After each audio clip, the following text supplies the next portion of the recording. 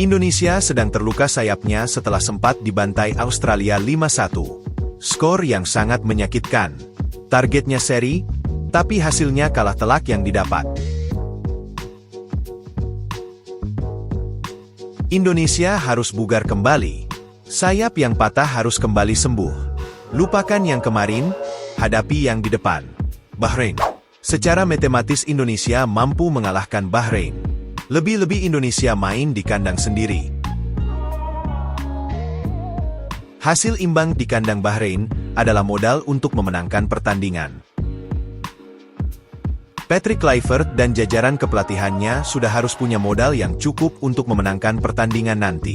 Riset permainan Bahrain sudah harus tuntas, sehingga bisa menentukan strategi apa yang akan diterapkan nanti.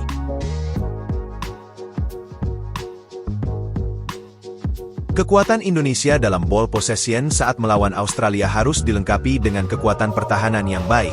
Kemungkinan besar Indonesia bersama Patrick Kluivert akan tetap menggunakan formasi 3 back.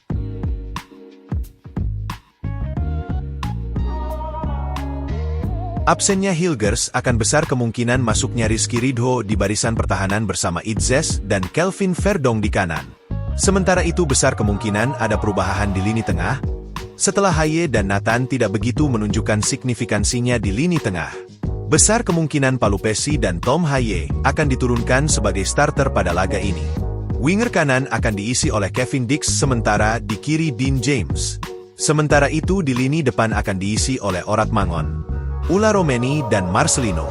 Orat Mangon akan dimainkan setelah laga lawan Australia absen karena akumulasi kartu kuning.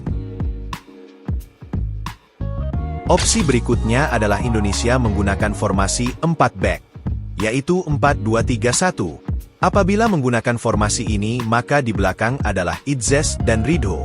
Sedangkan left back adalah Kelvin Verdong, right back Kevin Dix. Double pivotnya adalah Haye dan Palupesi. Di lini depan akan diisi Marcelino, Orat Mangon dan Reinders. Strikernya adalah Ula Romeni.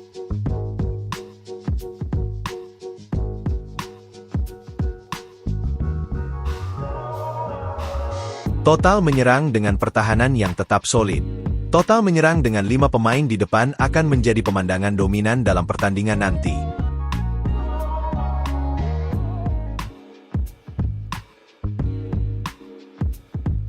Saat menyerang dengan penguasaan bola yang kuat dan dominan, tetap harus diwaspadai lini belakang, terutama pemain DMF, defensive midfielder.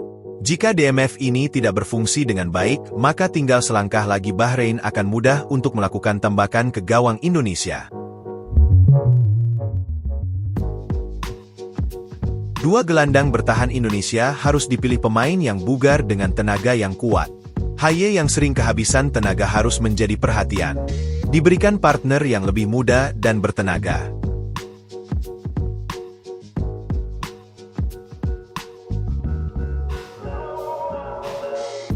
Dua double pivot ini harus bisa memainkan dua fungsi, yaitu menyerang dan bertahan. Dan keduanya harus bisa saling berotasi. Tidak dua-duanya menyerang atau dua-duanya bertahan. Ini sangat fatal, seperti saat melawan Australia di gol ketiga. Dua-duanya lolos dilewati pemain Australia, sehingga Irvin dengan mudah melakukan tendangan ke gawang Martin Pes, dan menghasilkan gol untuk Australia.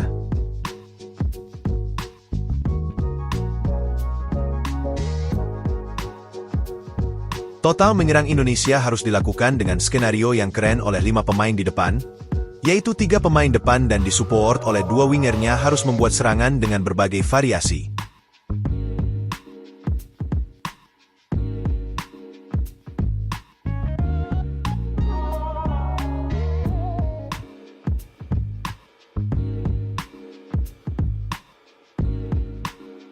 Berani melakukan penetrasi ke depan lewat sisi kiri, kanan maupun tengah, sehingga membuat peluang dan kesempatan yang semakin banyak.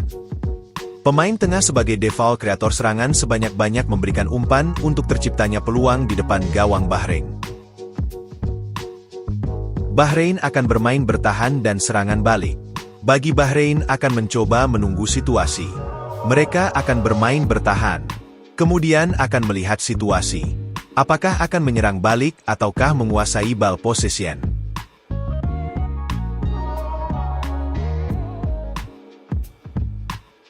Kemungkinan besar akan memilih serangan balik.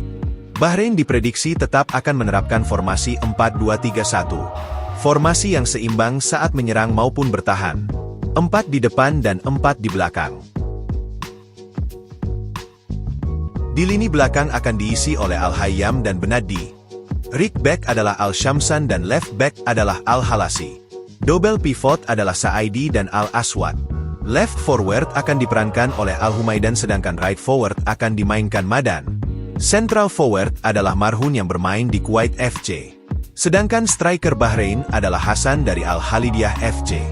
Bahrain akan mati-matian untuk mendapatkan kemenangan demi lolos ke Piala Dunia.